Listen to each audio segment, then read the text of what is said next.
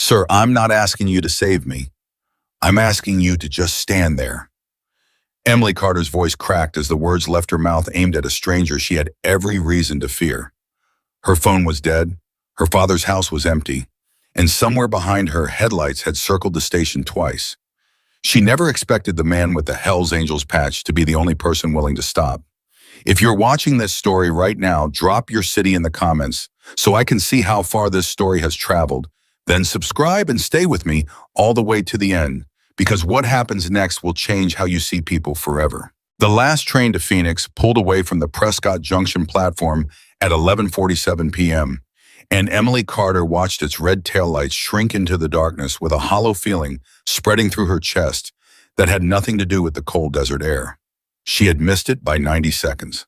90 seconds. She stood frozen on the cracked concrete platform, her suitcase handle still gripped in her fist, replaying the moment over and over. The rideshare driver who canceled on her twice. The wrong turn near the gas station. The elderly woman at the ticket counter who moved like time didn't matter to her, unaware that for Emily, every second did. No, no, no, no. Emily whispered the words like a prayer that might reverse what had already happened. She turned in a slow circle, scanning the empty platform, as if another train might materialize out of sheer desperation. Nothing but flickering fluorescent lights and a rusted bench answered her. Her phone buzzed weakly in her palm. 4% battery. Come on, just work. Just give me one call, she muttered, jabbing at the screen with trembling fingers. She dialed the only number she trusted in this town, though trust was a generous word for a man she'd spoken to exactly once in 15 years. It rang twice before a robotic voice informed her the number was no longer in service. Emily lowered the phone slowly, her stomach twisting into a knot. Of course it wasn't in service. Nothing about this trip had gone the way she imagined. 3 hours earlier, she had stood on the cracked sidewalk of 214 Larkspur Avenue, staring at a house with boarded windows and a for sale sign leaning sideways in an overgrown yard. The address she had carried in her wallet for 8 months, the address she'd whispered to herself like a lifeline through countless, sleepless nights while caring for her dying mother, led to nothing but silence and dust. She had knocked anyway. She had knocked 3 times, each one louder than the last, some desperate part of her still hoping her father might open the door and finally explain why he'd vanished from her life when she was 12 years old. No one answered because no one lived there. According to the neighbor who eventually poked her head out, the house had been empty for over a year. "He's not here anymore, honey," the neighbor had said, not unkindly. "Family that owned it before moved out east somewhere. I don't know where your daddy went." Emily hadn't cried then. She'd been too numb. She was crying now, alone on a train platform at midnight in a town she didn't know, chasing a ghost that had already slipped through her fingers a second time. Her phone buzzed again.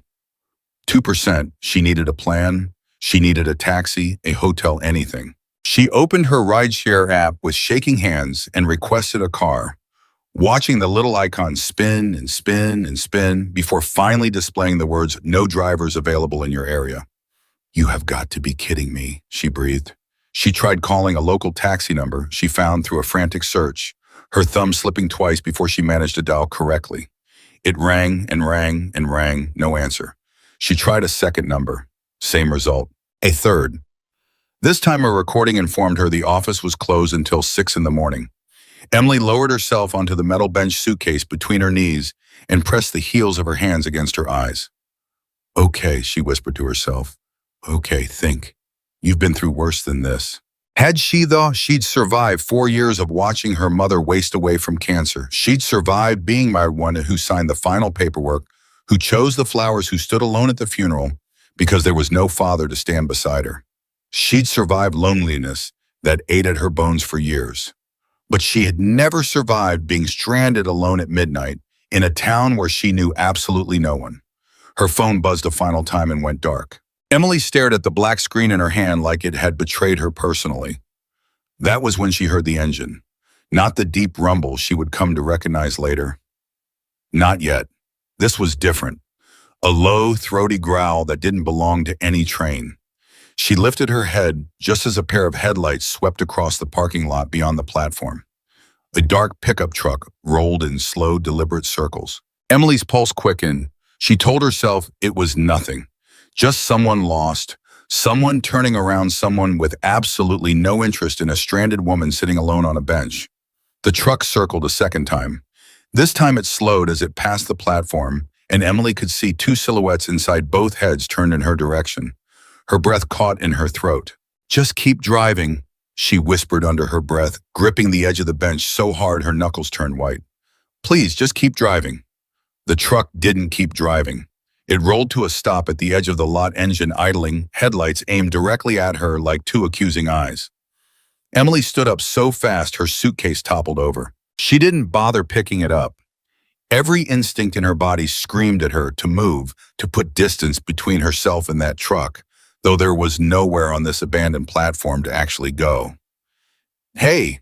A man's voice called out from the truck, muffled by the distance, but clear enough to send ice through her veins. "Hey, you need a ride somewhere?" Emily said nothing. She backed toward the ticket booth, though she already knew it was locked and dark and useless. "Come on, we're not gonna hurt you," the second voice added, and something about the way he said it made her stomach flip, because people who meant that never had to say it out loud. The truck door opened. Emily's mind raced through every terrible headline she'd ever read about women disappearing from train stations, about strangers who seemed harmless until they weren't, about towns where nobody would hear you scream. "Stay away from me," she said, her voice shaking despite her attempt to sound strong. "I'm calling the police." "With what phone?" The first man laughed, a low, ugly sound that confirmed he'd been watching her long enough to know her phone was dead. That was the moment Emily truly understood how alone she was. And that was the exact moment the second engine arrived. It came from the opposite direction, a deep rolling thunder that vibrated through the concrete beneath her feet before she even saw the headlight. It wasn't loud in an aggressive way. It was loud in a way that announced presence, the way distant storm clouds announce rain before a single drop falls. The two men by the truck froze. Emily turned toward the sound, half terrified. It might be a third threat joining the first two, and instead saw a single motorcycle roll into the lot with unhurried confidence, headlight cutting cleanly through the darkness. The rider parked at an angle that placed the bike directly between Emily and the pickup truck, though she would only realize the deliberateness of that positioning later. He killed the engine. Silence rushed back into the space, thick and heavy, broken only by Emily's own ragged breathing. The rider swung one leg over the seat and stood tall and unhurried, removing his helmet, with the calm of a man who had done this 1,000 times before. Emily's eyes caught on the patch stitched across the back of his leather vest before she registered anything else about him. Hell's Angles, bold red letters over white, unmistakable, notorious, exactly the kind of image that had been drilled into her through movies and news segments and secondhand warnings her entire life. Her stomach dropped. She had just traded two threatening strangers for what every part of her upbringing told her was something far worse.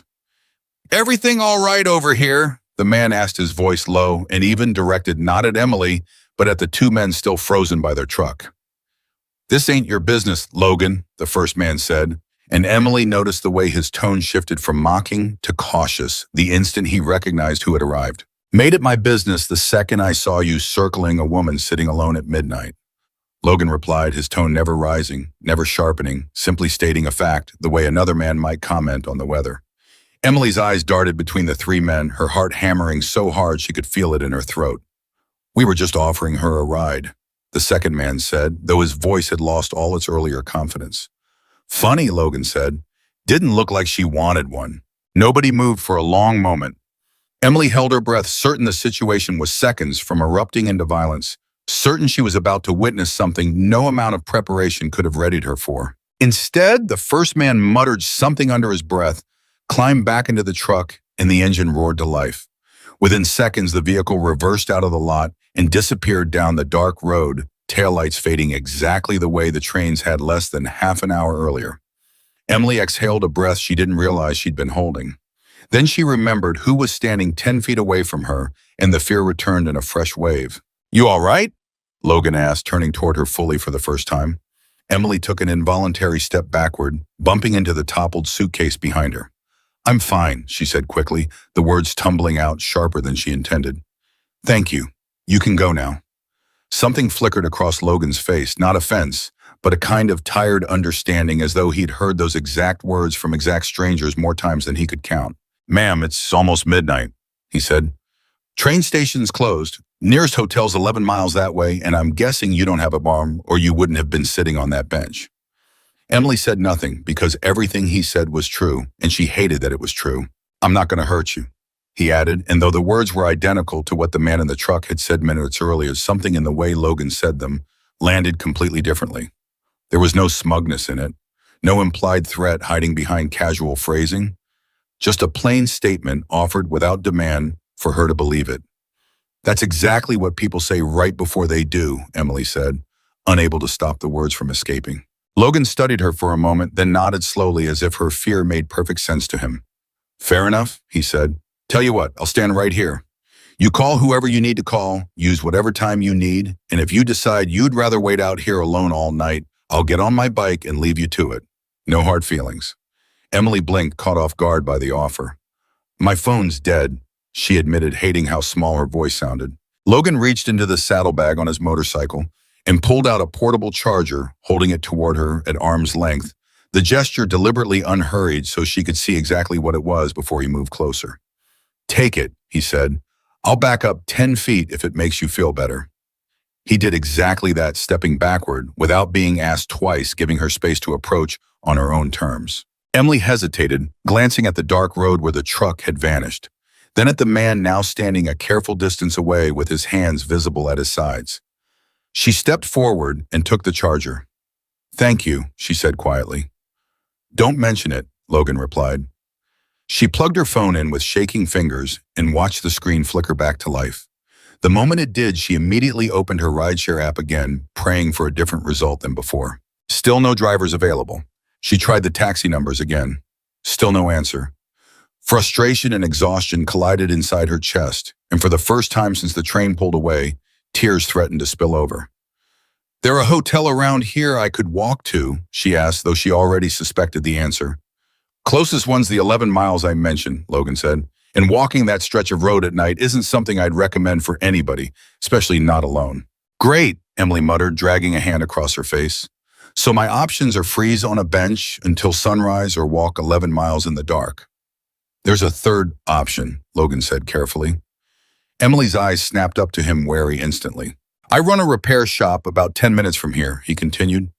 Got a back office with a couch, a working heater, and a lock on the inside of the door. You're welcome to wait there till morning, till you can get a car or a bus or whatever gets you where you're going.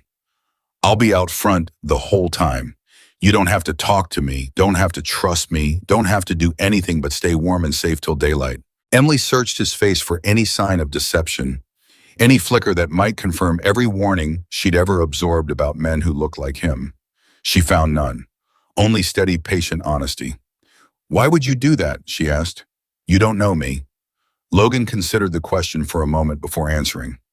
Because somebody did it for me once, he said, and I told myself a long time ago I'd never drive past somebody who needed the same thing. The simplicity of the answer unsettled her more than any elaborate explanation could have. I have pepper spray, Emily blurted out, immediately embarrassed by how defensive it sounded. Good, Logan said without a trace of mockery. Keep it in your hand the whole way there if you want. I won't take it personal. Something about his willingness to accept her fear rather than dismiss it cracked something open in Emily's chest. Still, she hesitated.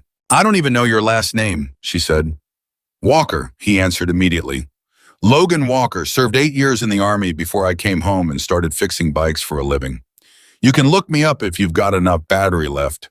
Shop's called Walker's Custom Cycles. Been there 12 years. Ask anybody in this town, they'll tell you who I am. Emily glanced down at her phone, now at 11%, and quickly typed his name and the shop into a search engine. A business listing appeared instantly complete with reviews, an address, and photographs of a modest garage with motorcycles lined up outside.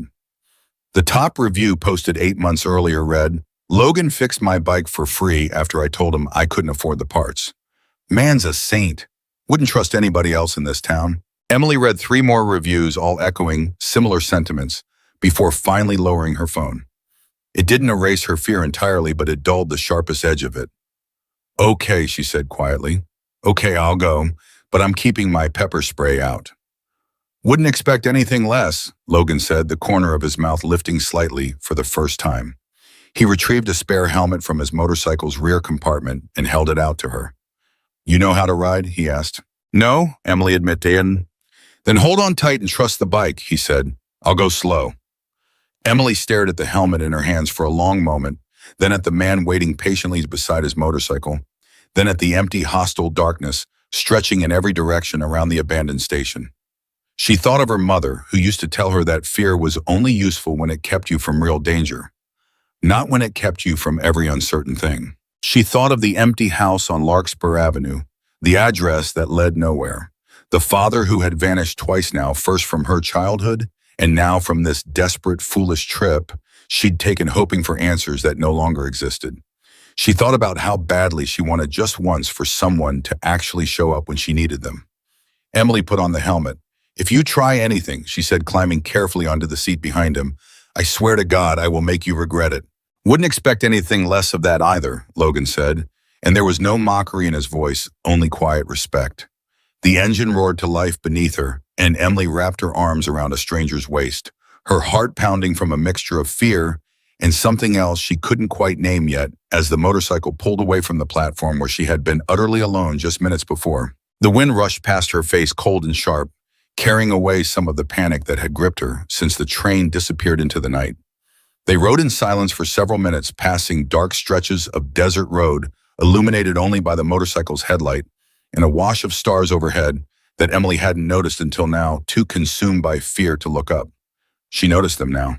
It was strange, she thought, how a sky full of stars could feel both enormous and comforting at the exact same time, the way the whole night had shifted from something threatening into something else entirely, though she wasn't ready yet to call it safe. Logan slowed as they approached a cluster of buildings just off the main road, one of them marked by a lit sign reading Walker's Custom Cycles motorcycles parked in neat rows along the front, a single porch light glowing above the entrance like a small beacon in the darkness. He pulled into the gravel lot and cut the engine. For a moment, neither of them moved. We're here, Logan said finally. Emily climbed off slowly, her legs unsteady, and removed the helmet with hands that hadn't fully stopped shaking. Thank you, she said again, the words feeling inadequate for everything that had just happened.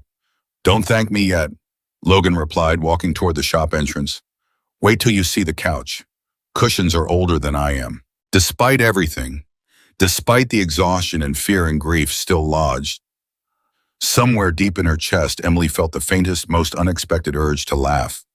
She followed him toward the door, glancing back once at the dark road behind her, half expecting the pickup truck to reappear out of nowhere.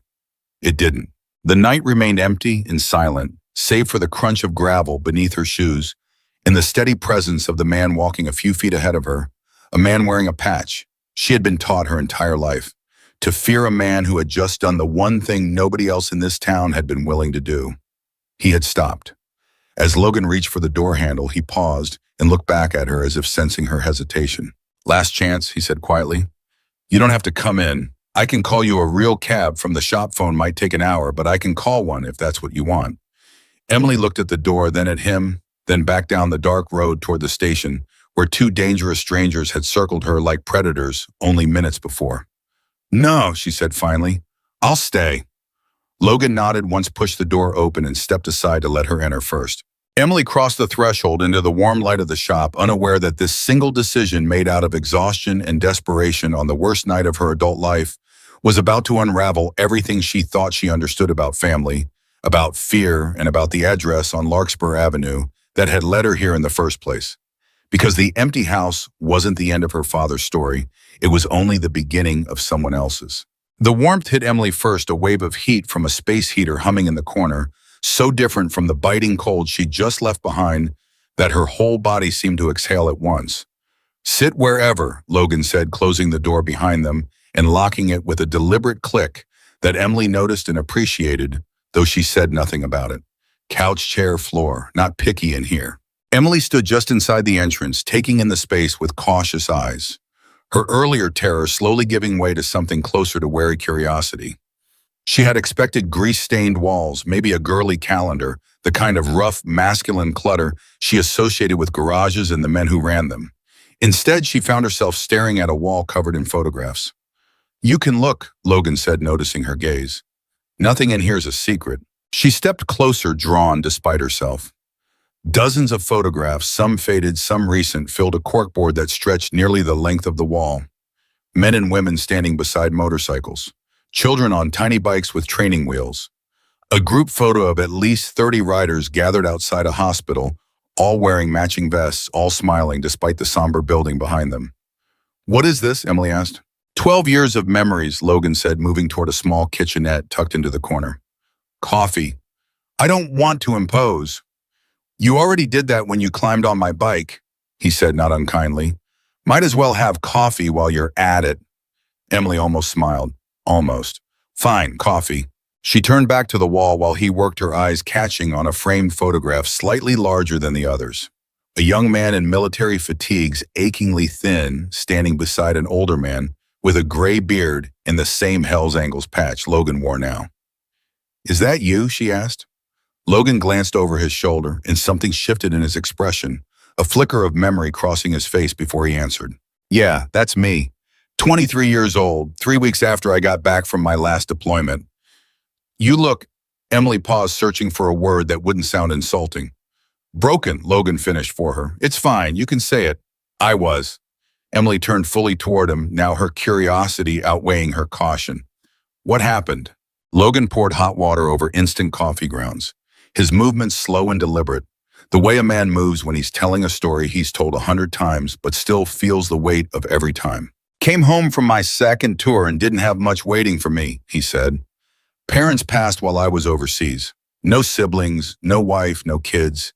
Whatever savings I had went to hospital bills after I got hurt during my last deployment. Ended up sleeping in my truck in a parking lot behind a diner for about 4 months." Emily's chest tightened unexpectedly. "Nobody knew?" she asked. "Plenty of people probably suspected," Logan said, handing her a chipped mug. "Nobody asked. That's the thing people don't understand about being invisible. It's not that nobody sees you, it's that everybody decides not to look too close." Emily wrapped both hands around the warm mug, saying nothing because she understood that feeling more than she wanted to admit. "So what changed?" she asked. Logan gestured toward the photograph. "That man right there, Frank Delgado. Man practically ran this town's chapter of Hell's Angels back then. Found me one night going through the dumpster behind that diner looking for anything I could sell. Didn't judge me, didn't lecture me, just walked up and asked if I'd eaten that day." "What did you say?" "Told him to mind his own business." Logan said, a small laugh escaping, despite the weight of the memory. "Man just laughed, went inside the diner, bought 2 plates of food, and sat down across from me at that dumpster like it was the finest restaurant in Arizona." Emily felt something tighten in her throat. "He didn't say much that first night," Logan continued.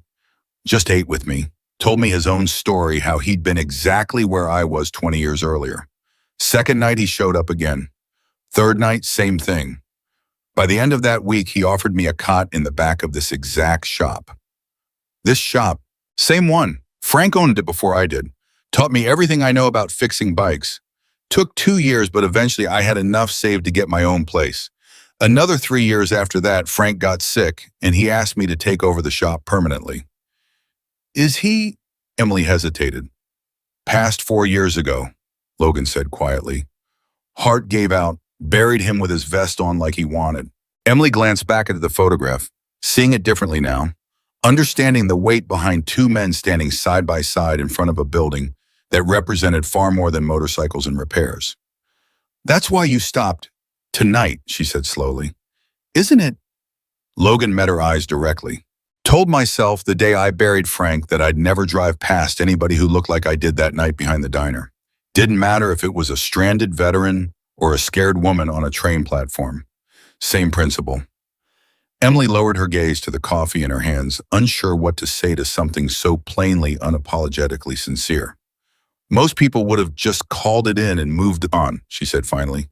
"Most people didn't spend 4 months eating out of dumpsters," Logan replied simply. A silence settled between them, not uncomfortable but heavy with everything unsaid. Emily took a slow sip of coffee, grimacing slightly at the bitterness. "Bad?" Logan asked, watching her reaction. "Terrible," Emily admitted. "Frank always said terrible coffee builds character," Logan said. "Personally, I think he just never learned to make it properly." This time Emily did laugh, a small surprise sound that seemed to catch her off guard as much as it did him. The moment broke something loose between them, some invisible tension easing just slightly. Though Emily's guard remained mostly intact, years of caution, not so easily undone by one act of kindness and a cup of bad coffee. "Can I ask you something?" Logan said, setting his own mug down on the counter. Emily tensed slightly.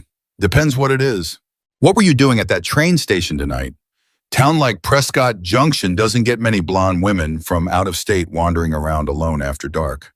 Emily's fingers tightened around her mug. "It's complicated," she said.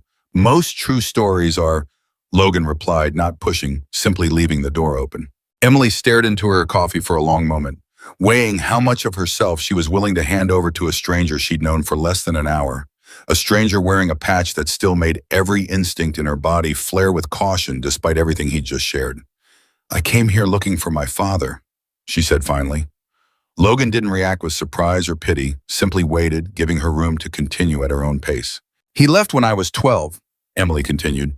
"No explanation, no goodbye. Just gone one morning like he'd never existed. My mom never talked about it, never explained why.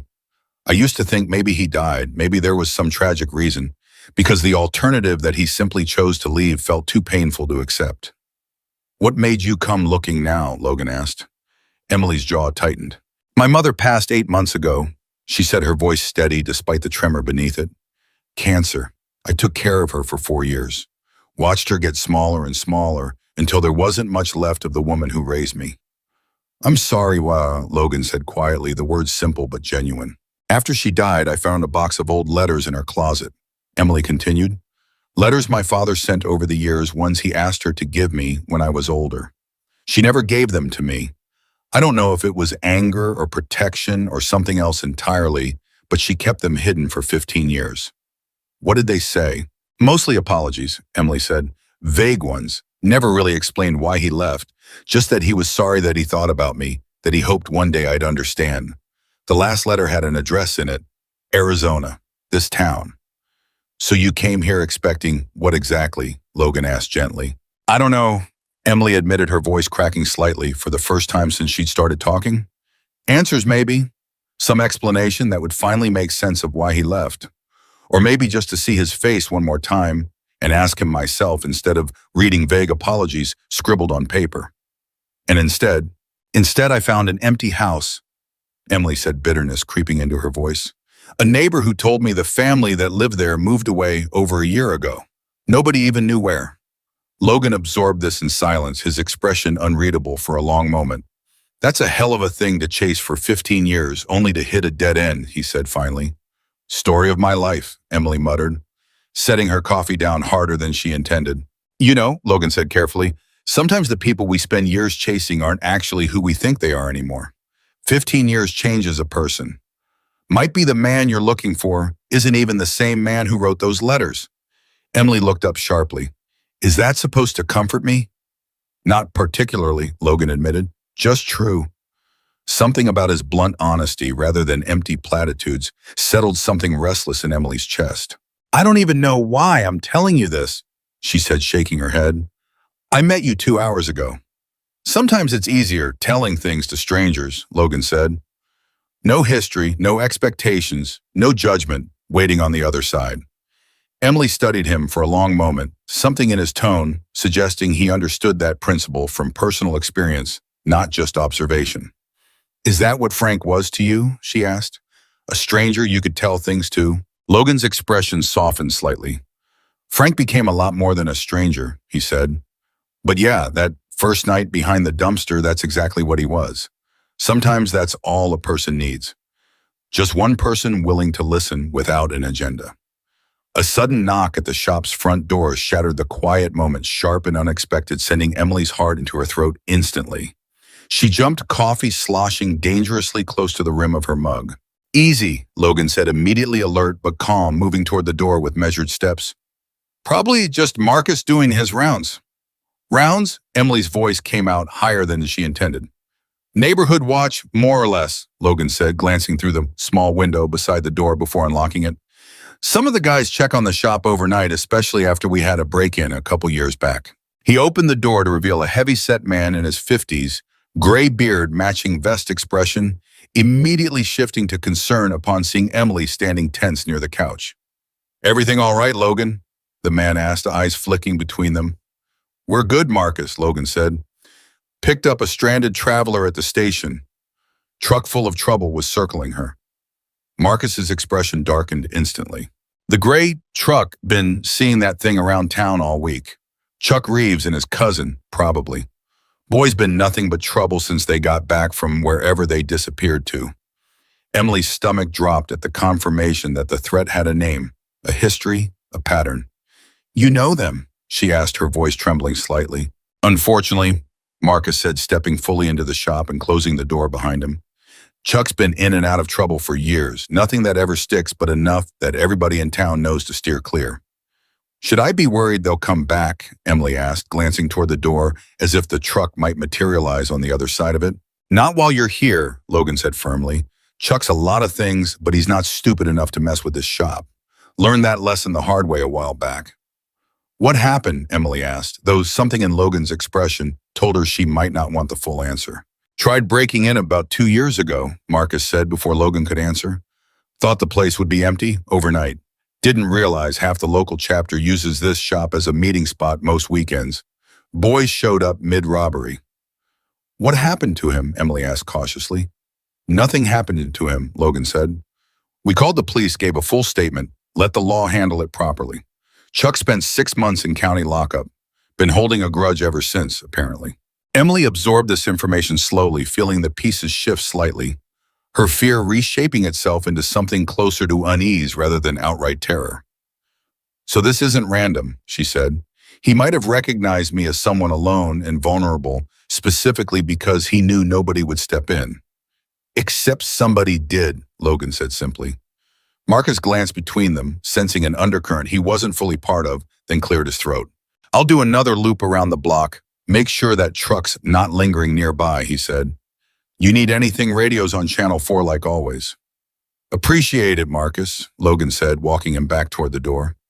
Once Marcus disappeared into the darkness outside, Logan locked the door again, testing the handle twice before turning back toward Emily. "You okay?" he asked. "Not really," Emily admitted, wrapping her arms around herself despite the warmth of the room. "Feels like everything that's happened tonight just got a lot more real." "For what it's worth," Logan said, "you're safer in this shop right now than you'd be almost anywhere else in this town." "Why does that feel like such a strange thing to hear?" Emily said, half laughing, despite the tension still coiled in her chest. "Considering 3 hours ago I would have crossed the street to avoid a place like this." Logan's mouth curved into something between a smile and a knowing look. "Most people would have," he said.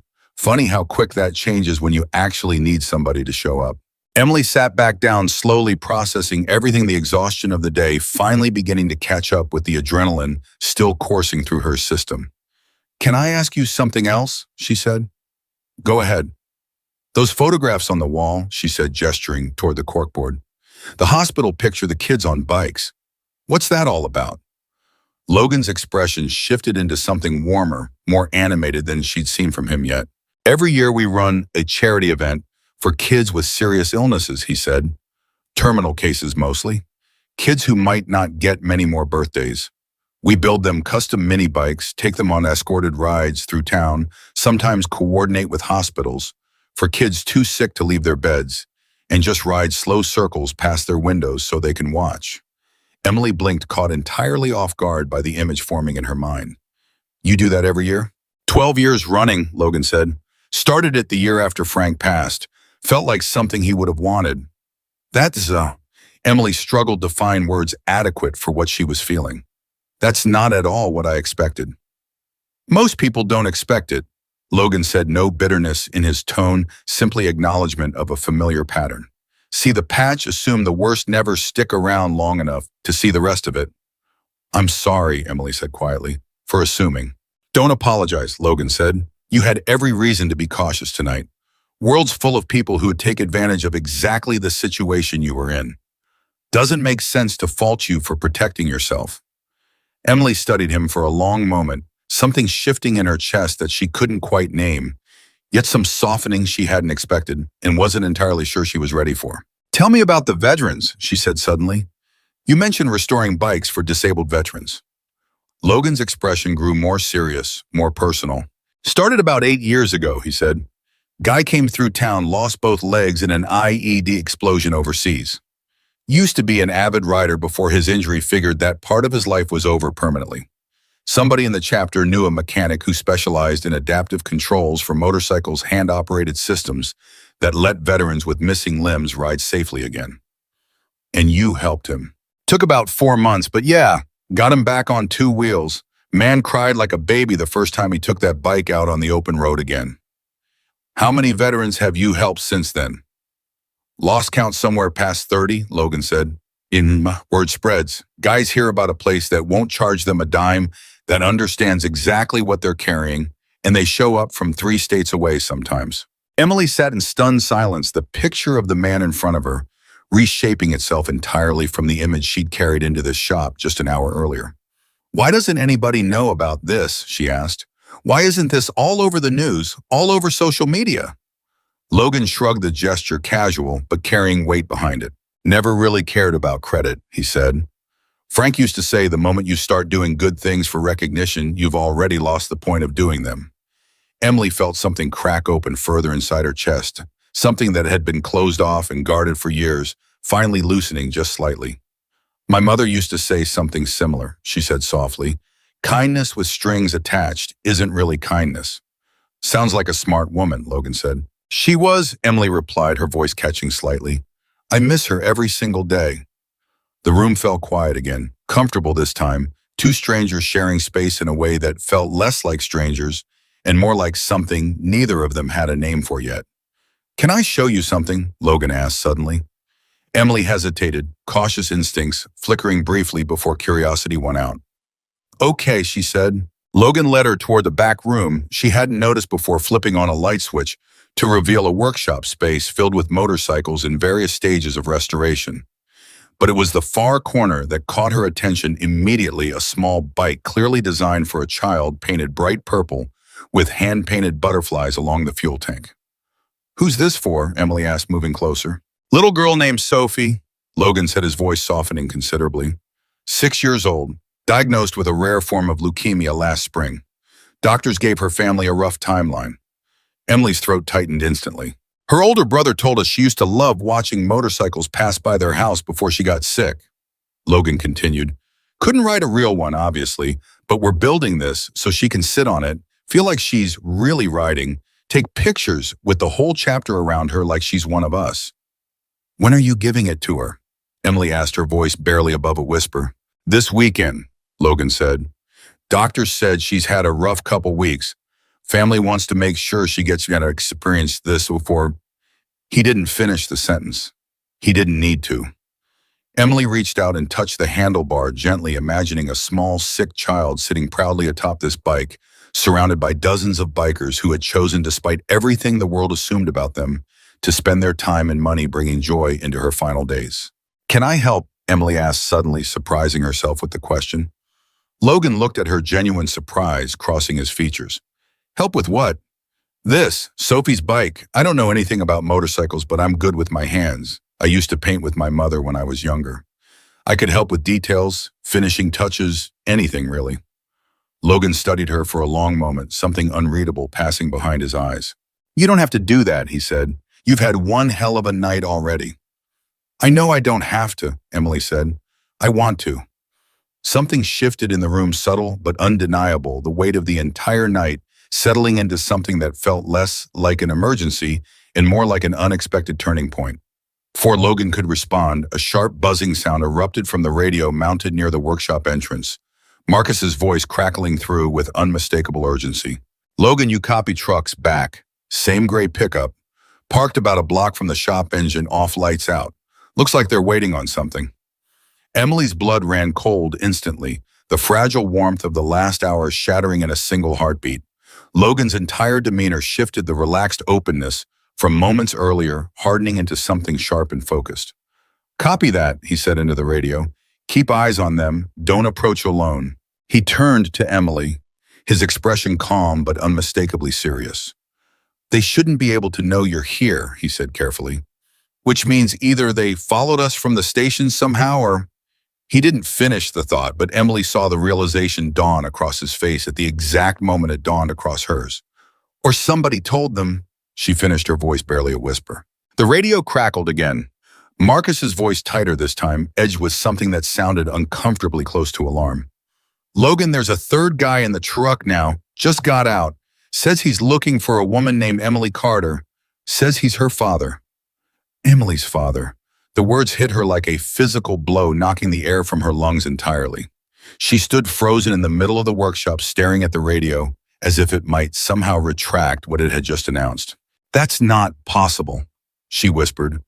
Logan's eyes stayed locked on hers, watching every flicker of reaction crossing her face. You're sure? He asked, though the question wasn't really for her. He keyed the radio again. Marcus, get a description. Static crackled for a few agonizing seconds before Marcus's voice returned tighter, now more clipped. Older guy, maybe 60, gray hair, thin build. Says his name is Richard Carter. Says he's been trying to find his daughter for months. Emily's knees nearly buckled. She grabbed the edge of the workbench to steady herself, her mind spinning too fast to land on any single coherent thought. That's him, she said, barely audible. That's my father's name. How would he know you're here? Logan asked, his voice steady but his eyes sharp with suspicion. You said the house was empty. Nobody there. How does a man who abandoned that address over a year ago suddenly show up at my shop the same night you do? I don't know, Emily said, panic rising in her throat. I don't know. Think, Logan pressed gently, not unkindly but urgently. Did you tell anyone where you were going tonight? Post anything, mention it to anyone? Emily's mind raced backward through the last 24 hours, through the bus ride, the neighbor's conversation, the frantic search for the address. The neighbor, she breathed suddenly. The woman at the house. I gave her my name when I asked about the family that used to live there. Told her I was looking for my father, gave her my name in case she remembered anything. And she could have called him, Logan said slowly, the pieces assembling themselves. Which means he's been somewhere close by this whole time, maybe even still in contact with people in this town. Why wouldn't he just come to the door himself? Emily said, her voice cracking. Why show up with two men who looked like they wanted to hurt me? Logan's jaw tightened. That's the part that doesn't sit right, he said. A father looking for his daughter doesn't need muscle, doesn't circle a train station twice before making contact. Emily felt sick. The two men at the station, the truck, the silhouettes staring at her in the dark. Had they known who she was the entire time? Had this been deliberate from the very beginning? The radio crackled again. Logan, he's asking to come inside. Says he just wants to talk to her. Says it's been 15 years and he deserves 5 minutes. Emily's chest heaved. 15 years of unanswered questions, of imagined reunions, of rehearsed speeches she'd never gotten to deliver, all colliding now into a moment she hadn't prepared for, hadn't wanted, not like this. I don't know if I can do this, she whispered. Logan crouched slightly to meet her eyes directly, his voice low and steady. You don't have to do anything you're not ready for, he said. Not tonight, not like this. You say the word and I go out there and tell him to leave. That's it. End of story. Emily searched his face, finding no trace of pressure, no hint that he wanted her to choose one way or another. Just the same calm patience he'd offered her at the train station hours earlier. But you don't think I should send him away, she said, reading something beneath his careful neutrality. Logan hesitated. I think, he said slowly, that 15 years of questions doesn't just disappear because it's inconvenient timing. But I also think whatever's happening out there right now with those other two men circling around doesn't smell right. Something's off. Emily closed her eyes, forcing herself to breathe, forcing the panic in her chest to settle into something she could actually think through. I want to see him, she said, finally opening her eyes, but not alone and not with those other men anywhere near me. Logan nodded once, decisive. Then that's exactly how it's going to happen. He keyed the radio again. Marcus, tell him he can come to the door alone. The other two stay by the truck. Anybody moves wrong, you call it in immediately. Copy, Marcus responded. Logan turned back to Emily, the workshop's fluorescent light casting sharp shadows across his face. Stay close to me, he said. Whatever happens, whatever he says, you don't have to face this by yourself. Emily nodded, though her entire body trembled with a mixture of fear and something achingly close to hope, the same fragile hope she'd carried across 3 states in countless sleepless nights, refusing to fully die even now. They walked back toward the front of the shop together, Emily's legs feeling disconnected from her body, every step feeling both impossibly slow and terrifyingly fast. Through the window beside the door, she saw him. Richard Carter looked nothing like the photograph she'd carried in her memory for 15 years. The one faded image of a younger man laughing at a barbecue, holding a 12-year-old Emily on his shoulders. This man was thinner, grayer, his shoulders hunched in a way that spoke of years she hadn't witnessed, years that had clearly not been kind to him. But his eyes, when they landed on her through the glass, were unmistakably the same. Emily, he breathed, his voice muffled through the door, but carrying enough emotion to reach her regardless. Emily, is that really you? Emily's hand hovered near the door handle, frozen. Take your time, Logan murmured beside her. She unlocked the door slowly and opened it just enough to see him fully, his hands raised slightly, palms visible, a gesture that seemed deliberately unthreatening.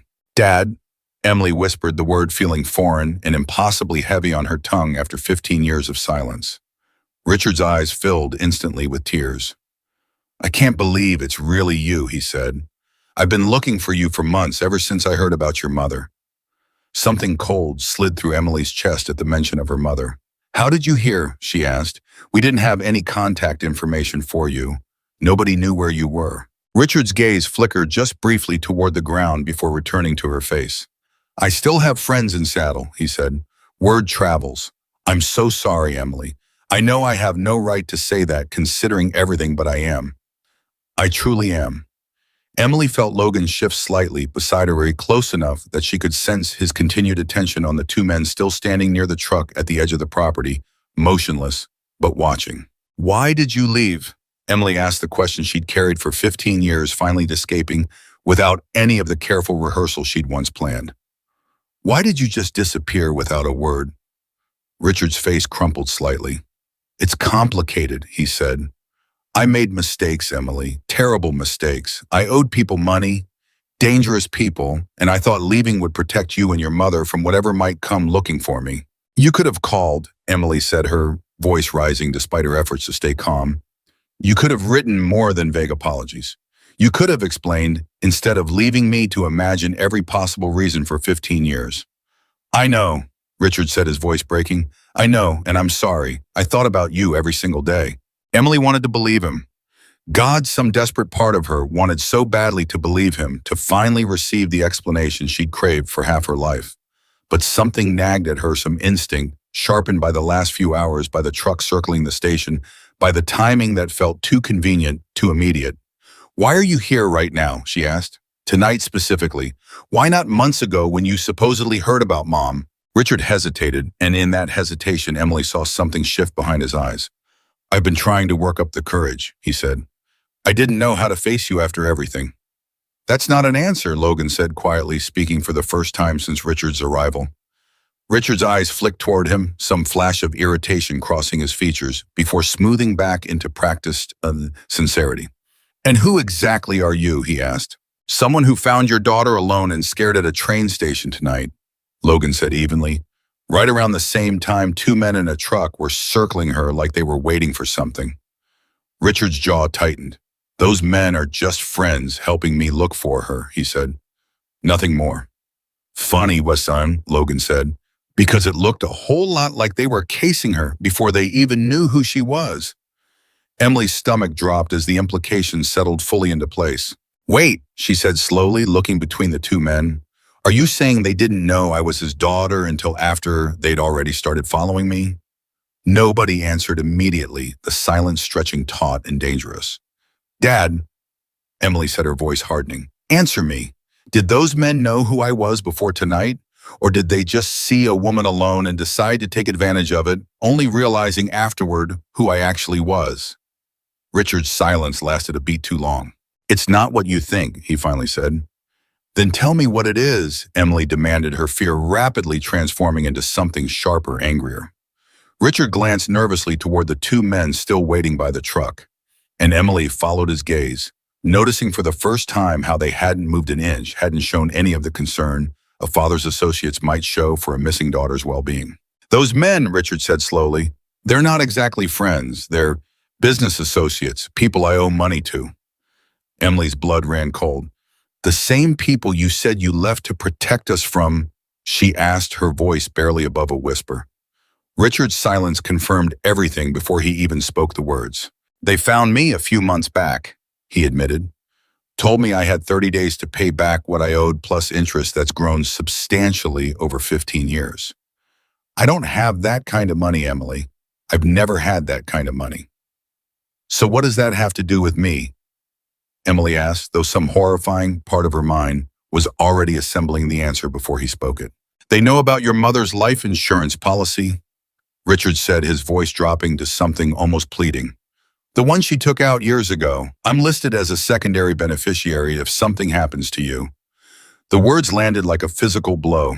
Emily staggered backward half a step, Logan's hand immediately steadying her elbow without hesitation. You're telling me, Emily said, her voice shaking with disbelief and rage in equal measure, that you brought dangerous men here tonight because you need money, and somewhere in whatever twisted plan you've constructed, my death benefits me dying, instead of you paying your own debts.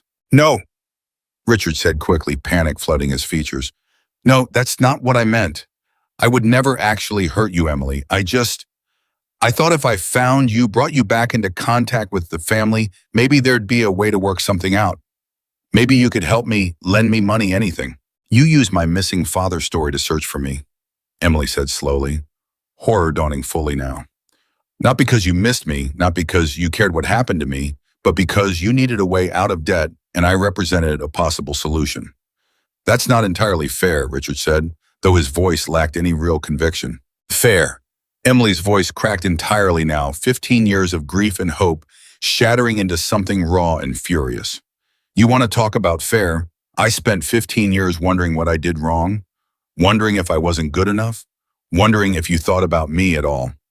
And the truth is, you only came looking for me because you're in debt to dangerous men and thought I might be your way out. Richard's face crumpled, whether from genuine shame or simply the realization that his plan had unraveled entirely. Emily couldn't tell anymore, and honestly, she no longer cared to find out. One of the men by the truck suddenly straightened, taking a step forward. Richard, he called out, his voice carrying an edge of impatience. We don't have all night. Either she's helping or she's not. We need an answer. Logan's entire posture shifted instantly, protective and sharp. She's not helping with anything, Logan said, stepping slightly in front of Emily. And you two need to get back in that truck and leave before this becomes a much bigger problem than unpaid debts. This isn't your business, the second man said, moving forward as well. Now his hand drifting toward his jacket pocket in a way that made Emily's entire body go rigid with fear. Made it my business the second you started threatening a woman on my property. Logan said, his voice dropping into something low and unmistakably dangerous, though his stance remained deliberately controlled. Emily heard the distinct sound of a motorcycle engine approaching from the distance, then another, then several more, the rumble growing steadily louder until headlights began sweeping across the gravel lot from multiple directions. Within moments, 5 more motorcycles rolled to a stop around the property, riders dismounting, with the same calm, deliberate confidence Logan had shown at the station hours earlier. Emily recognized Marcus among them, along with 4 others she'd never seen before, wearing the same Hell's Angels patch, all positioning themselves with quiet, coordinated purpose around the perimeter of the confrontation. The 2 men by the truck froze, their earlier bravado visibly crumbling under the sudden shift in numbers. We're not looking for trouble, the first man said quickly, his hand withdrawing from his jacket. Then you should have thought about that before circling a scared woman at midnight.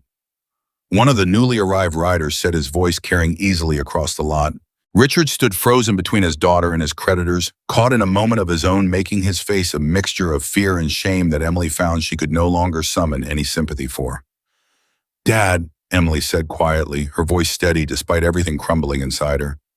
I need you to leave, now, and don't come looking for me again. Emily, please, Richard said, his voice desperate now. I know I've made mistakes, but you're still my daughter. Doesn't that mean anything? It should have meant something 15 years ago, Emily said, her voice hardening with a finality that surprised even herself. It should have meant something when you walked out without a word. It should have meant something every single day. I wondered if I'd done something to drive you away. Don't you dare stand there now and ask if it means anything and after showing up only because you need money. Richard's shoulders sagged entirely, whatever remaining argument he'd prepared apparently dissolving under the weight of his daughter's words. "I really am sorry," he said, barely audible. "I believe that you're sorry for getting caught," Emily said. "I don't believe you're sorry for leaving."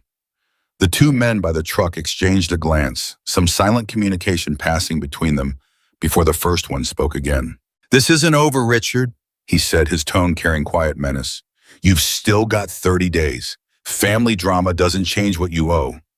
"We'll discuss it elsewhere," Richard said, quickly casting one final glance toward Emily, something desperate and pleading in his expression that she refused to acknowledge. The two men climbed back into their truck, engine roaring to life as they reversed out of the lot, taillights disappearing down the same dark road that had swallowed them once before that night. Richard lingered a moment longer, his eyes searching Emily's face for some crack in her resolve, some sign that 15 years of absence might still be forgiven with enough desperate pleading. He found none. "If you ever want to talk," he said quietly, "I'm staying at the motel off Highway 89, room 12. Emily said nothing, watching in silence as her father walked slowly back toward a rusted sedan parked at the edge of the property, the same vehicle that had likely followed the truck here, or perhaps had been here all along, waiting for the right moment to make his entrance. The engine started, headlights flickered on, and within moments Richard Carter disappeared into the darkness exactly the way he had 15 years earlier, leaving Emily standing frozen in a gravel lot surrounded by strangers who had shown her more genuine concern in a single night than her own father had managed in a decade and a half. The silence that followed felt enormous, broken only by the quiet rumble of idling motorcycle engines and the distant hum of the highway beyond the property. "You all right?" Logan asked softly, turning to face her fully. Emily opened her mouth to respond, but instead something inside her finally cracked completely, and she began to cry. Not the quiet, controlled tears she'd shed inside the shop earlier, but something deeper, more violent. 15 years of buried grief and anger finally breaking free all at once. Logan didn't reach for her, didn't try to pull her into an embrace she hadn't invited. He simply stood beside her, steady and present, giving her exactly the space she needed to fall apart without judgment. The other riders remained respectfully at a distance, some quietly returning to their bikes, others standing watch near the perimeter, their presence a silent, unwavering wall between Emily and whatever danger still lingered in the night beyond. "I'm sorry," Emily finally managed, her voice thick with tears. "I don't know why I'm crying like this in front of complete strangers." "Nothing to apologize for," Marcus said gently, stepping closer.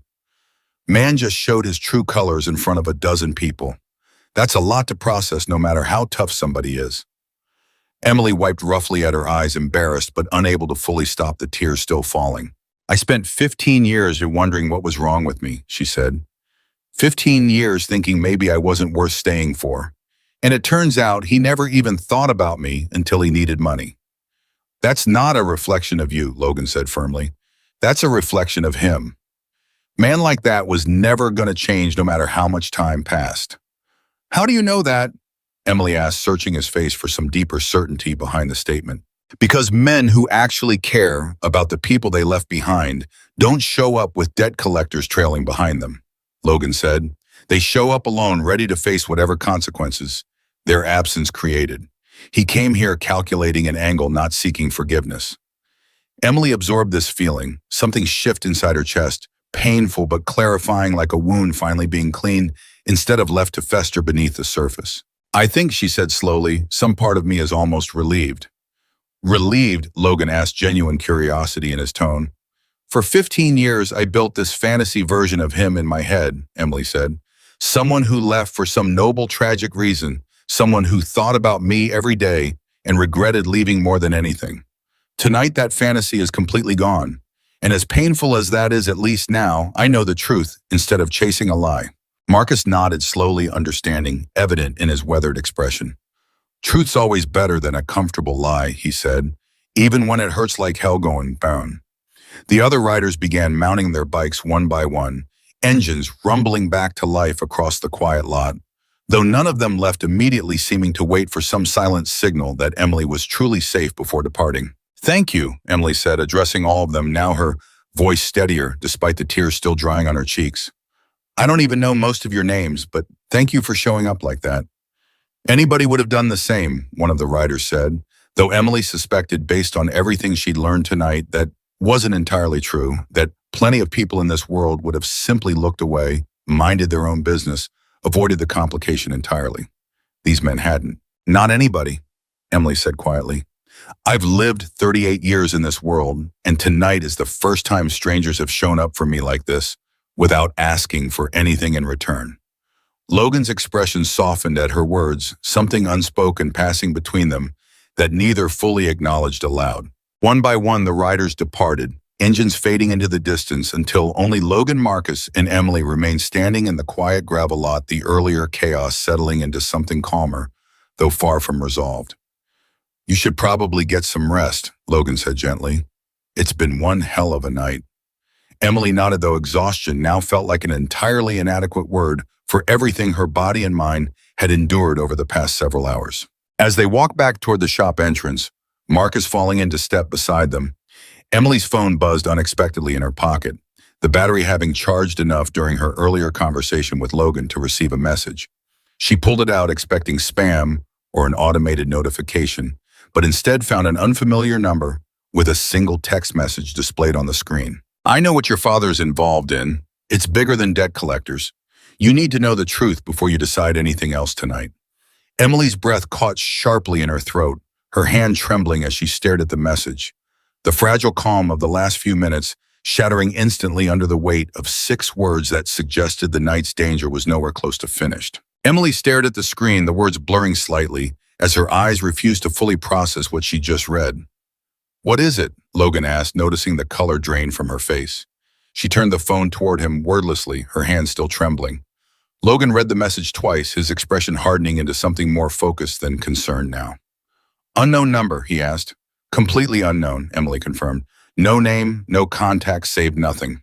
Marcus leaned over to look as well, his brow furrowing deeply. Somebody's watching this whole situation pretty closely to send something like that within minutes of your father driving off, he said. Emily's fingers hovered over the screen, uncertain whether responding would open a door she couldn't close again. Should I reply? She asked, looking between the two men, as if either might have some definitive answer. Depends what you're trying to figure out, Logan said carefully. If somebody wanted to hurt you, they wouldn't warn you first. Whoever sent that wants something else. Attention, maybe. Or they're trying to protect you. Or manipulate me, Emily said. For all I know, this could be my father again, using a different number, trying some other angle since the direct approach didn't work. Possible, Logan admitted. But your father didn't strike me as clever enough for something this coordinated. Despite everything, a small, humorless laugh escaped Emily's throat. That's oddly comforting, she said. Her thumb hovered over the keyboard for a long moment before she finally typed a response. Who is this? What do you know? She hit send before she could second-guess herself, then stood frozen, staring at the screen, waiting. The 3 dots appeared almost immediately, indicating a response being typed, then disappeared, then appeared again, as if whoever was on the other end was carefully considering their words. Finally, a new message arrived. Not safe to explain over text. Meet me tomorrow morning. Denny's off Highway 89, 8 a.m. Come alone. If you bring the bikers, I disappear, and you never learn the truth. Emily's stomach twisted painfully. They know about you, she said, looking up at Logan. They know I'm with you right now. Logan's jaw tightened, his eyes scanning the darkness beyond the shop's porch light, as if the sender might somehow be watching them at this very moment. That's not a coincidence, he said. Somebody's been tracking this whole situation closely enough to know details they shouldn't know unless they're either involved directly or watching from somewhere close. This is insane, Emily said, running a hand through her hair, exhaustion and fear tangling together into something close to hysteria. 3 hours ago, I was just trying to find a train home. Now I've got debt collectors, an absent father with a hidden agenda, and an anonymous stranger sending cryptic warnings. Welcome to small towns, Marcus said grimly. Everybody knows everybody's business, especially when it involves outsiders showing up unannounced. Emily looked back down at the message, reading it again, the demand to come alone sending a fresh wave of unease through her chest. I'm not going alone, she said firmly. Not after everything that's happened tonight. Good, Logan said immediately, because I wasn't about to let you. They said if I bring you, they disappear. Then we won't make it obvious, Logan said. I can be there without being visible. Sit at the counter, blend in, keep an eye on things without announcing myself as your personal bodyguard. Emily considered this, some of the tension in her shoulders easing slightly at the thought of not facing this alone. You'd really do that, she asked. After everything already happened tonight, you could just wash your hands of this whole situation. Nobody would blame you. Logan's expression turned serious, something steady and unwavering settling into his features. Told you already, he said. I don't drive past people who need help. Doesn't matter if the danger's already passed or if there's more still coming. You're not facing this by yourself. Emily felt something warm and unfamiliar bloom in her chest. Despite the fear still coursing through her veins, a feeling she hadn't experienced in longer than she could remember, the sensation of someone actually choosing to stay. Okay, she said, exhaling slowly. Tomorrow morning, Denny's, 8 a.m. She typed a quick response confirming the meeting, her fingers steadier now than they'd been minutes earlier. I'll be there, alone like you asked. The lie felt strange, leaving her fingertips, but necessary a small deception in service of her own safety. The three dots appeared once more, then a final message. Good. And Emily, be careful who you trust right now. Not everyone circling you tonight has good intentions, even the ones who seem like they're helping. Emily's blood ran cold as she read the words a second time, her eyes lifting slowly toward Logan. What? He asked immediately, noticing her expression shift. She handed him the phone silently.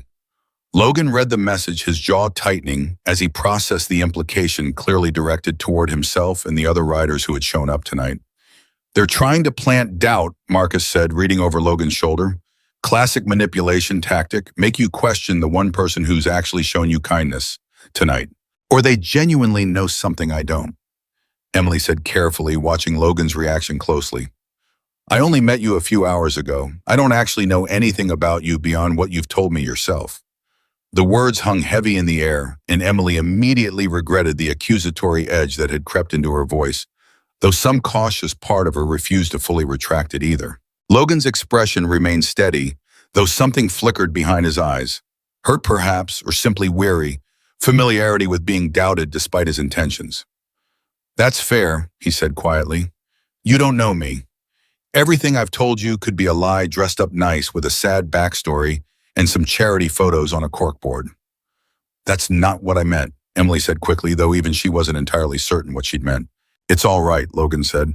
After the night you've had questioning, everybody makes sense. I'd probably do the same in your position.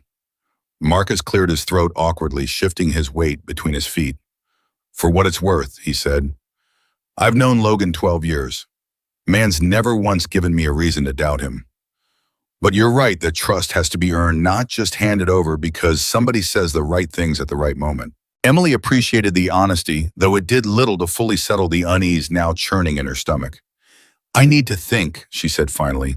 This is all happening too fast. Understandable, Logan said, stepping back slightly, giving her physical space that mirrored the emotional distance she seemed to need in that moment. The couch is still available if you want to rest. I'll be right outside if you need anything, and I mean that literally. I won't come back inside unless you ask me to. Emily studied him for a long moment, searching for any sign of manipulation, any crack in the steady sincerity he'd maintained since the moment they'd met. She found none, though the anonymous message's warning continued echoing uncomfortably in the back of her mind. Thank you, she said finally, though the words felt smaller and more hesitant than they had earlier that night. Logan nodded once and stepped outside, Marcus following behind him, leaving Emily alone in the warm quiet of the shop for the first time since she'd arrived. She sank onto the couch, pulling her knees up to her chest, staring at her phone screen as if it might offer some additional clue she'd missed. Sleep felt impossible, her mind cycling relentlessly through the events of the night, her father's desperate confession, the sudden arrival of backup riders, the anonymous warning now casting suspicion over the one person who had shown her genuine kindness. She must have drifted off eventually despite everything, because she woke with a start, sometime later, sunlight beginning to filter faintly through the shop's front windows, her neck stiff from sleeping upright on the ancient couch cushions Logan had joked about earlier. She checked her phone. 6:45 in the morning. A knock sounded softly at the door, and Emily's heart jumped before she recognized Logan's silhouette through the window holding 2 coffee cups. She opened the door cautiously. Morning, Logan said, his voice gentle. Figured you might need actual coffee before facing whatever's waiting at that diner. Emily accepted the cup gratefully, the warmth seeping into her cold fingers. You didn't sleep at all, did you? She asked, noticing the exhaustion etched into his features. Kept watch most of the night, Logan admitted. Didn't feel right leaving you unprotected after everything that happened, especially with an unknown player suddenly involved. Emily felt a fresh wave of guilt for the suspicion she'd voiced hours earlier. I'm sorry, she said, for what I said last night, about not knowing if I could trust you. Don't apologize, Logan said firmly. You had every right to question things. Smart actually considering everything stacked against you last night. Still, Emily said, you've done nothing but help since the moment you saw me on that platform. Doesn't seem fair that I'd repay that by doubting you. Logan offered a tired smile. Trust isn't about fairness, he said. It's earned slowly, especially after a night like the one you just had. I'm not offended, just want you safe, whatever that requires. Emily sipped her coffee, the bitter warmth helping clear some of the remaining fog from her exhausted mind. We should get moving, she said, glancing at the time. Diner's 15 minutes away, and I don't want to be late. Or early, Logan said. Gives whoever's meeting you time to get comfortable, maybe drop their guard a little before we walk in. Emily nodded, appreciating the strategic thinking she hadn't considered herself. They rode together in tense silence, Emily gripping Logan's waist tighter than she had the previous night, though this time the fear wasn't directed at him, but at whatever awaited them at their destination. The diner came into view exactly at 8, a modest building with a faded sign and a handful of cars scattered across the parking lot. Logan parked the motorcycle at the far edge of the lot, deliberately out of direct line of sight from the diner's main windows.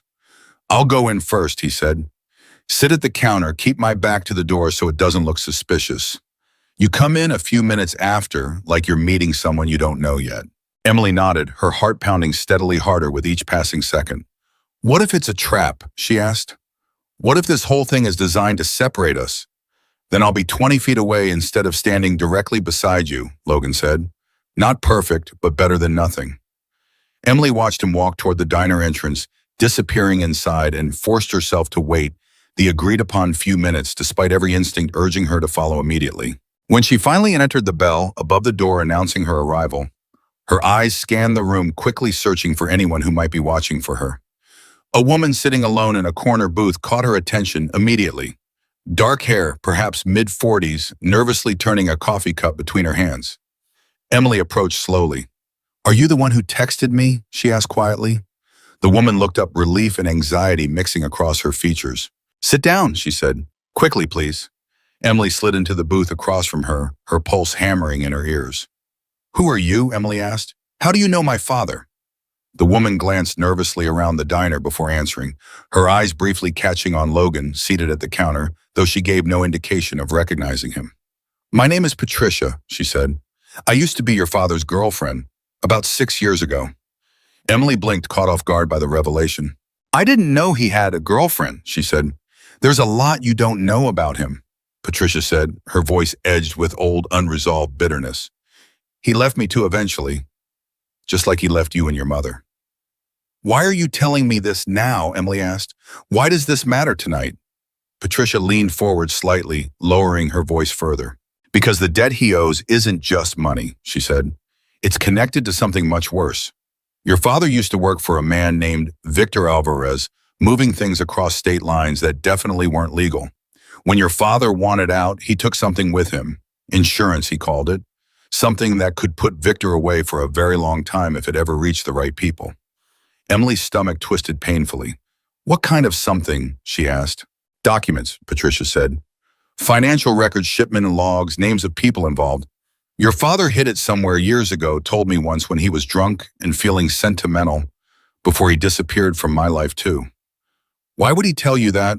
Because he trusted me once, Patricia said, bitterness flooding her voice. Before he left me exactly the same way he left you. Difference is I've spent years trying to find a way to use what I know to protect myself in case Victor's people ever came looking for me too. Emily's mind raced, trying to process everything, trying to understand how this connected to the men who had circled her at the train station, to her father's desperate appearance at Logan's shop. So those men last night, she said slowly, they're not just debt collectors. They work for Victor, Patricia confirmed. Your father's 30-day deadline isn't about repaying money. It's about producing those documents or facing consequences far worse than debt collection. And he thinks I know where they are, Emily asked, confusion evident in her voice. Patricia hesitated, something calculating flickering behind her eyes. He thinks your mother might have known, she said carefully, might have hidden something among her belongings before she passed. That's the real reason he came looking for you, Emily. Not guilt, not love. He needs those documents, and he thinks you might unknowingly have them. Emily felt the floor tilt beneath her, the pieces of the last 24 hours rearranging themselves into a picture far more dangerous than she'd imagined. The letters, she whispered suddenly. What letters? Patricia asked, leaning forward sharply. Emily's heart pounded as she recalled the box of letters she'd found in her mother's closet after the funeral, the same letters that had led her to Arizona in the first place. My mother kept letters he sent over the years, Emily said slowly. I only read a few of them, the ones with apologies and the address. There could be more in that box I never fully went through. Patricia's expression shifted, something sharp and hungry crossing her features before she carefully composed herself again. Where's that box now? She asked, her voice deliberately casual, though Emily caught the underlying urgency. Something cold slid down Emily's spine. Why does that matter to you? She asked, suspicion suddenly flooding her voice. If you're just trying to warn me, why do you need to know where the letters are? Patricia's composure cracked slightly, her eyes darting toward the door as if calculating an exit. I told you, she said. I've spent years trying to protect myself from Victor's people. If those documents exist and I can find them first, I can use them as leverage, negotiate my own safety. So you're not trying to help me, Emily said, understanding, crystallizing painfully clear. You're trying to use me to find something valuable exactly like my father is. It's not that simple, Patricia said quickly, though her tone had lost its earlier warmth entirely. Emily stood up abruptly, her chair scraping loudly against the floor. I need to leave, she said. Emily, wait, Patricia said, reaching across the table, though Emily stepped back before she could be touched. Across the diner, Logan had already turned from the counter, alert to the sudden shift in Emily's body language, moving toward them without hesitation. Everything all right? He asked, positioning himself protectively near Emily. We're leaving, Emily said, her voice tight with barely controlled anger and fear. Patricia's eyes widened slightly as recognition finally dawned on her features. You're the biker from last night, she said, looking at Logan properly for the first time. And you're clearly not here to protect anybody but yourself, Logan replied evenly. Emily, let's go. As they turned toward the exit, Patricia's voice called out behind them, sharp with sudden desperation. You don't understand what you're walking away from, she said.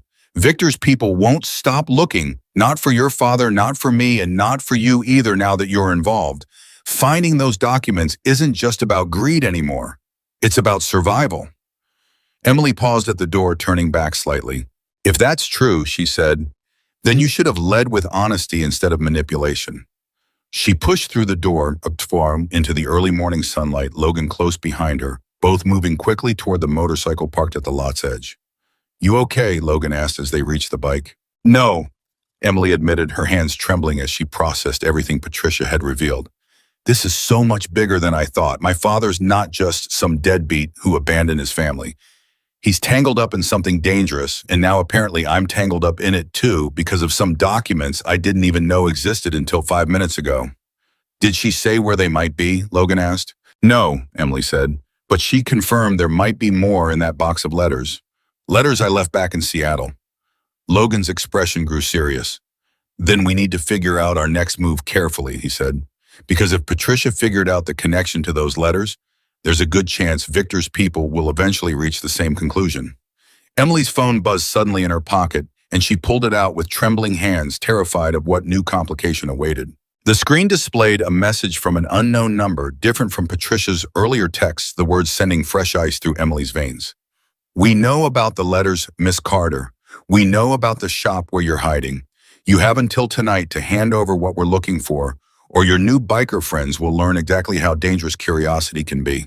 Emily's hand shook so violently, the phone nearly slipped from her fingers. Logan caught her wrist, gently steadying her, his eyes scanning the message over her shoulder. They know where the shop is, she whispered. They know about you, about everyone. Logan's jaw hardened, but his voice stayed level, deliberate. Then we stop reacting and start deciding. Get on the bike. They rode back in silence, the wind no longer feeling like freedom the way it had the night before, but like a countdown.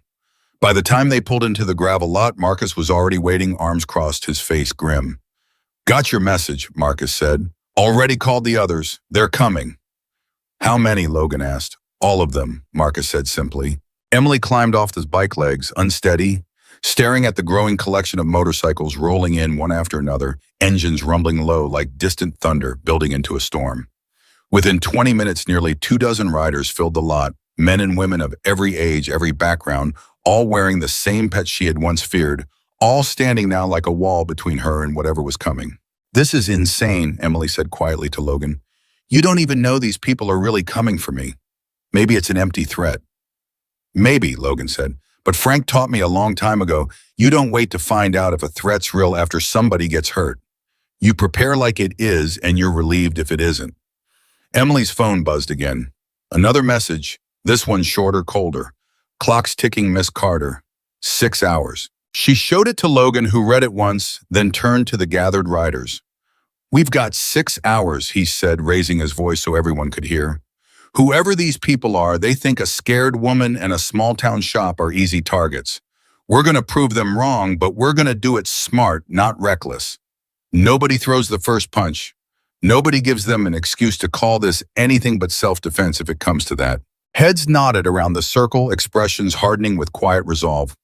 There's something else, Emily said, stepping forward, her voice trembling but growing steadier with each word. This isn't just about me anymore. There might be documents, evidence, against a man named Victor Alvarez hidden somewhere among my mother's belongings. If that's true, calling the police might actually end this permanently instead of just delaying it. Logan looked at her, something like admiration flickering behind his tired eyes. You sure about that? He asked. Going to the police means everything comes out. Your father's involvement, whatever mess he's tangled in. I know, Emily said, but I'm done protecting a man who never once protected me. If this ends the threat for good, then it's worth whatever comes out. Marcus stepped forward. I know a detective in Prescott, works organized crime cases, sometimes cross-referenced with the state. Owes me a favor from a few years back. I can make a call. Do it, Logan said. While Marcus stepped aside with his phone, Emily pulled out her own, scrolling through her contacts until she found her cousin back in Seattle, the only family member who still had access to her mother's storage unit. Her hands shook as she dialed. Hey, Rachel, it's Emily, she said when the call connected. I need you to do something for me, and I need you to do it right now. She explained quickly, urgently, about the box of letters, asking Rachel to search through the entire contents. Not just the letters she'd already read, but everything, every scrap of paper that might be hidden beneath them. There should be a storage unit key in Mom's jewelry box, Emily said. Please, Rachel, this is important. I'll explain everything later, I promise. Rachel, sensing the urgency in her cousin's voice, agreed without much argument, promising to call back within the hour. Emily hung up, her heart pounding. Now we wait, she said. Now we wait, Logan agreed, and we make sure nothing happens to you while we do. The next hour crawled by with agonizing slowness. Riders positioned themselves strategically around the property, some watching the main road, others patrolling the perimeter on foot, all maintaining the same calm, disciplined vigilance Emily had witnessed the night before. Emily sat inside the shop, staring at her phone, willing it to ring. When it finally did, she answered before the first ring even finished. Rachel, did you find anything? Emily, oh my God, Rachel's voice came through, breathless and shaken. There's a folder taped to the bottom of the box. Financial statements shown, shipping manifests, and, Emily, there's a flash drive too, labeled with a date from 6 years ago. Emily's chest tightened with a mixture of vindication and fear. Can you photograph everything and send it to me right now? She asked. Already doing it, Rachel said. Emily waited, watching the screen until a series of images began loading, financial documents covered in numbers and names she didn't recognize. Shipping records referencing routes across 3 states in one page that made her blood run cold. A handwritten note in her father's unmistakable handwriting. If anything happens to me, this proves everything. Victor Alvarez ordered the shipment that killed my brother. I couldn't prove it in court, but I kept everything anyway. Someday this will matter. Emily stared at the words, her mind reeling. Logan, she called, her voice cracking. Logan, come look at this. He crossed the room quickly, reading the message over her shoulder, his expression darkening. Your father had a brother, he asked. I never knew, Emily whispered. He never mentioned an uncle, never mentioned any of this. 15 years and I never even knew I had an uncle who died because of this man. Marcus re-entered the shop just then, phone still in hand. Talk to Detective Reyes, he said. She's very interested. Apparently, Victor Alvarez has been under federal investigation for years, but nobody's ever had solid evidence connecting him directly to anything. If what you're describing is real, this could be exactly what they've been missing. Send her everything, Emily said, immediately forwarding the images from Rachel without hesitation. All of it. I don't care what happens to my father anymore. I care about ending this. Marcus relayed the information quickly, his expression shifting from concern to cautious hope as the conversation continued. She wants you to come in and give a formal statement, Marcus said, lowering the phone. Says if this evidence holds up, they can move on Victor's operation within days, maybe hours if they act fast enough. What about the men threatening me? Emily asked. What about tonight's deadline? She's sending units to patrol the area immediately, Marcus said. Wants you somewhere safe until they can secure things properly. Logan turned to Emily, his expression steady but urgent. You up for that, giving a statement, putting your name on all of this? Emily took a breath, feeling the weight of the decision settle heavily but clearly across her shoulders. I've spent 15 years running from questions about my father, she said. I'm done running. If telling the truth ends this for good, then yes, I'm ready. An hour later, Emily sat inside a small interview room at the Prescott Police Department, Logan waiting just outside despite Detective Reyes' initial hesitation about allowing him inside the building at all. He saved my life last night, Emily had said firmly. He stays close or I don't say anything. Reyes, a sharp-eyed woman in her 40s, eventually relented, allowing Logan to wait in the adjacent hallway visible through the interview room's window. Emily recounted everything: the train station, the pickup truck, her father's arrival, Patricia's warning, the threatening messages, her voice growing steadier with each detail despite the exhaustion dragging at her body. This is remarkably thorough, Reyes said, reviewing the documents Rachel had sent. If these financial records check out, combined with your father's handwritten statement, we may finally have enough to move against Alvarez's entire operation. What happens to my father? Emily asked quietly. Reyes' expression softened slightly. Given his involvement, he'll likely face charges too, but if he cooperates, testifies against Alvarez, it could significantly reduce whatever sentence he's facing. Emily absorbed this feeling, no particular satisfaction, no vindictive relief, just a hollow acknowledgement of consequences, finally catching up to choices made long ago. Can I see him? She asked suddenly, surprising herself with the request. That's your decision, Reyes said. He's currently being held for questioning at the county station. I can arrange a brief visit if you want one. Emily glanced toward the window, meeting Logan's steady gaze through the glass. I need to do this, she said, though. Whether to Reyes or herself, she wasn't entirely sure. An hour later, Emily sat across from her father in a small visitation room, a thick pane of glass separating them, a phone receiver in each of their hands. Richard looked smaller than he had the night before, the desperation in his eyes now tinged with something closer to shame. You gave them everything, he said, his voice hollow through the receiver. I gave them the truth, Emily corrected. Something you should have done 15 years ago. I was trying to protect you, Richard said, both times, leaving and coming back. You were trying to protect yourself, Emily said, though the anger she expected to feel had dulled into something closer to exhausted clarity. Both times, Richard's eyes filled with tears, though Emily no longer felt the desperate need to interpret their sincerity. I had a brother, she said quietly. You never told me. Danny, Richard said, his voice breaking. He was younger than me. Got involved with Alvarez's operation before I did, tried to get out when he realized what they were really transporting. They killed him, made it look like an accident. I spent years trying to build a case, and when I couldn't, I finally hid everything, told myself someday I'd find the right way to use it. Instead, you tried to use me, Emily said. Richard had no response for that, his silence confirming what neither of them needed spoken aloud. I hope you get whatever help you actually need, Emily said, finally, standing up. But I'm done waiting for you to become someone you clearly never were. She hung up the receiver and walked out without looking back, feeling something inside her finally settle, not healed exactly, but released from 15 years of desperate hope that had never served her. Logan was waiting exactly where she'd left him, his expression unreadable but patient. You good? He asked. I think so, Emily said. For the first time in a long time, I think I actually am. 3 days later, Detective Reyes called with updates. Federal agents had moved swiftly on Alvarez's operation, arresting him along with several associates on charges ranging from racketeering to accessory to murder, the evidence Emily had provided, proving instrumental in finally building a case strong enough to hold. Emily received the news standing in Logan's workshop, watching Sophie's small, purple motorcycle nearing completion, its butterfly details now fully painted courtesy of hours Emily herself had spent with a paintbrush over the past 2 days. They got him, she said, lowering her phone slowly. Alvarez is in custody, permanently this time. Logan looked up from the workbench, relief visible across his tired features. And your father, he asked.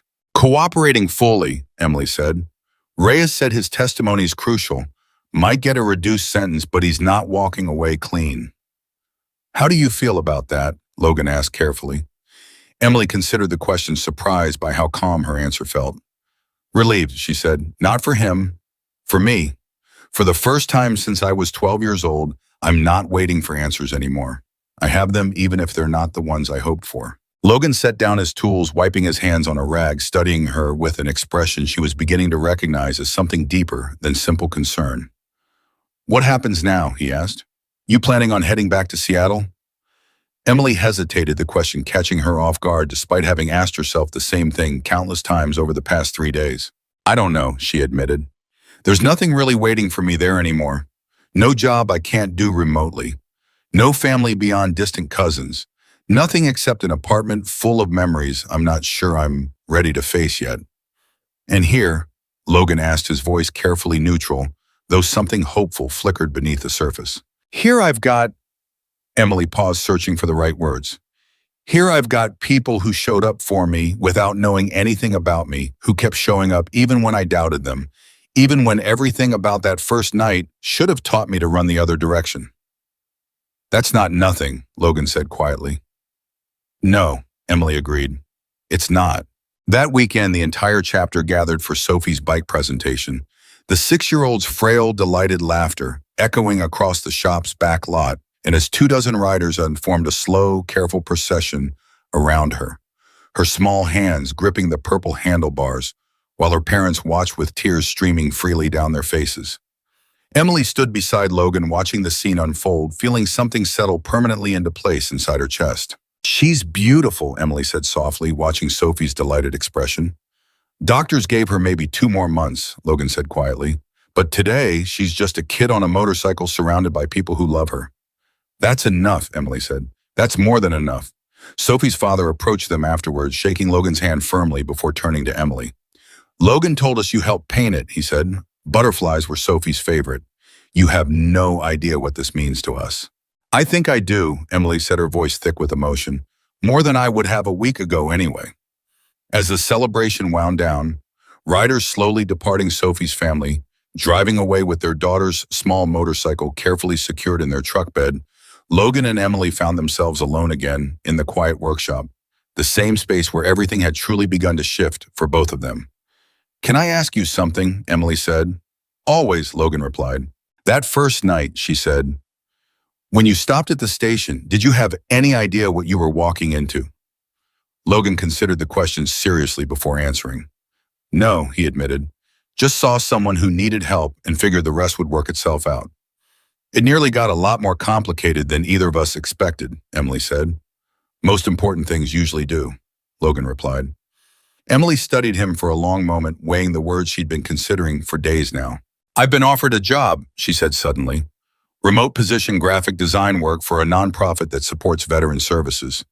Pays well enough, flexible hours. That's great, Logan said, though something cautious entered his voice, as if bracing for news that might take her away. It doesn't matter where I'm based, Emily continued. I could do it from anywhere. Understanding dawned slowly across Logan's features. Anywhere like Prescott, Arizona, he asked.